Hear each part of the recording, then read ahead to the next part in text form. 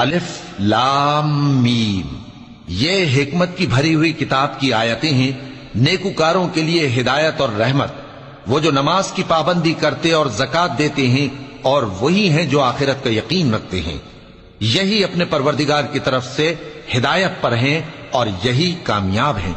اور لوگوں میں بعض ایسا ہے جو بیہودہ حکایتیں خریدتا ہے تاکہ لوگوں کو بے سمجھے اللہ کے رستے سے گمراہ کرے اور اس سے ہنسی کرے، یہی لوگ ہیں جن کو ذلیل کرنے والا عذاب ہوگا۔ اور جب اس کو ہماری آیتیں سنائی جاتی ہیں تو اکڑ کر منہ پھیر لیتا ہے، گویا ان کو سنا ہی نہیں، جیسے اس کے کانوں میں ثقل ہے۔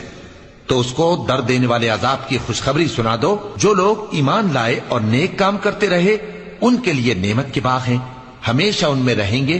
اللہ کا وعدہ سچا ہے اور وہ غالب ہے، حکمت والا ہے۔ اسی نے آسمانوں کو ستونوں کے بغیر پیدا کیا، جیسا کہ